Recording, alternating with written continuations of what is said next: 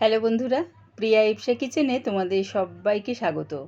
আজকে তোমাদের সাথে শেয়ার করলাম চিকেন কষার রেসিপি। এটা বানানো খুবই সহজ, ঘরে থাকা কিছু উপকরণ দিয়ে দারুণ স্বাদের খেতে হয়। এটা তোমরা রুটি, পরোটা, লুচি, ফ্রাইড রাইস, এমনকি পোলাওয়ের সাথে খেতেও দারুণ লাগে। রেসিপিটা ভালো লাগলে প্লিজ আমার চ্যানেলটিকে লাইক করে দিও। তবে দেখে নাও আমি এটা কেমনভাবে তৈরি করি। আমি এখানে হাড় সমেত দেখো বেশ বড় বড় পিসে চিকেন নিয়েছি। এখানে প্রায় 1.5 কেজি মতন চিকেন আছে। এর মধ্যে দিয়ে দিলাম 1 চামচ আদা রসুন পেস্ট, 3 চামচের মতন টক দই, দিলাম কালারের জন্য 1 চামচ কাশ্মীরি লঙ্কার গুঁড়ো, আর দিলাম হাফ চামচ হলুদ গুঁড়ো, দিলাম 2 চামচ কাঁচা সর্ষের তেল, আর দিচ্ছি অর্ধেক পাতিলেবুর রস। যাদের কাছে চিকেনটা বেশ স্মেলটা দেখবে লাগে, তারা এরকম যদি পাতিলেবুর রস দিয়ে চিকেনটা ম্যারিনেট করে রেখে দাও, তাহলে দেখবে চিকেনের যে একটা স্মেল রয়েছে সেটা চলে যাবে। ভালো করে চিকেনটা সব কিছুর সাথে মাখিয়ে এটা 30 মিনিটের জন্য চাপা দিয়ে রেখে দিলাম। আধ ঘন্টার পর আমি চিকেনটা রান্না করে নিচ্ছি। গ্যাসটাকে হাই ফ্লেমে রেখে একটা কড়া বসিয়ে দিয়েছি, তার মধ্যে দিয়ে দিলাম বেশ খানিকটা সর্ষের তেল। অবশ্যই কিন্তু সর্ষের তেলে রান্নাটা করো। ফোড়নের জন্য দিলাম 2 শুকনো লঙ্কা, 4টে ছোটো এলাচ, 2 টুকরো দারচিনি, 2 তেজপাতা টুকরো করে দিয়ে দিলাম, আর দিলাম হাফ চামচ গোটা জিরে। যখন দেখবে ফোড়নের থেকে সুন্দর একটা গন্ধ বেরোচ্ছে, তখন দিয়ে দিলাম এখানে 4টে বেশ বড় সাইজের পেঁয়াজ কুচি। প্রায় এখানে 250 থেকে 300 গ্রামের মতন পেঁয়াজ আছে। পেঁয়াজটা দিয়ে বেশ হালকা লাল করে ভেজে নেব। দেখো ঠিক এরকম হালকা লাল করে ভেজে নিয়ে দিয়ে দিলাম 1 চামচ আদা রসুন পেস্ট। আদা রসুন পেস্টটা দিয়ে একটু নাড়িয়ে চাড়িয়ে নিলাম। এবারে দিয়ে দিলাম 3টে বড় সাইজের টমেটো পেস্ট। এই সময় আমি গ্যাসটাকে মিডিয়ামে রেখেছি।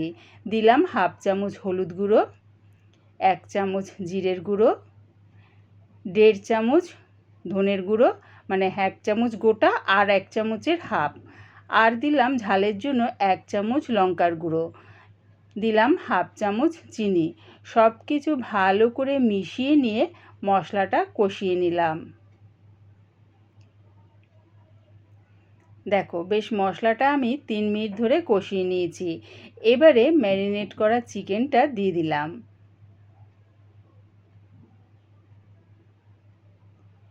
এই সময় গ্যাসটাকে আমি হাই ফ্লেমে করে দিয়েছি।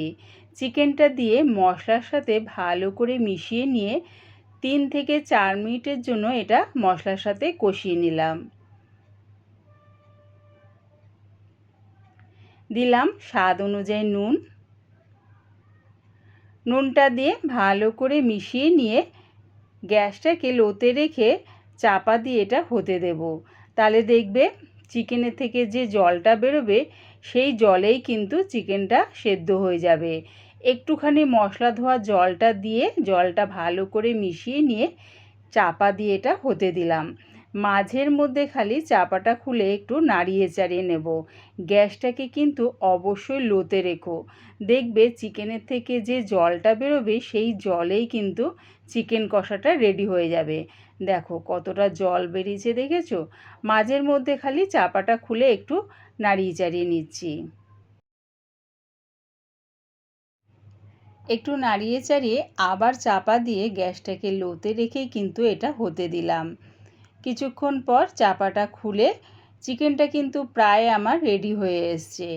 একটু নাড়িয়ে চাড়িয়ে এর মধ্যে দিয়ে দিলাম 1 চামচ সাদা তিল, আর 8-9টা গোটা কাজু একসাথে পেস্ট করে নিয়েছি সেটা দিয়ে দিলাম। দিলাম হাফ চামচ গরম মশলা গুঁড়ো, 4টে চেরা কাঁচা লঙ্কা। সব কিছু ভালো করে মিশিয়ে নিয়ে গ্যাসটাকে লোতে রেখে চাপা দিয়ে এটা আবার হতে দেব। একবার আমার মতন করে এই রকমভাবে চিকেন কষা বাড়িতে বানিয়ে খেয়ে দেখো। কমেন্টের মাধ্যমে জানিও কেমন হয়েছে। দেখো চিকেন কষাটা কিন্তু রেডি হয়ে গেছে। একবার যদি তোমাদের এর গন্ধটা শুকাতে পারতাম। রেডি হয়ে গেছে দারুণ স্বাদের চিকেন কষা। এবার এটা নামিয়ে নিলাম। আমার এই চিকেন কষার রেসিপিটা পুরো দেখার জন্যে প্রিয়া ইপসা কিচেনের থেকে তোমাদের সবাইকে অনেক ভালোবাসা রইল। চিকেন কষার রেসিপিটা ভালো লাগলে প্লিজ আমার চ্যানেলটিকে সাবস্ক্রাইব করে দিও।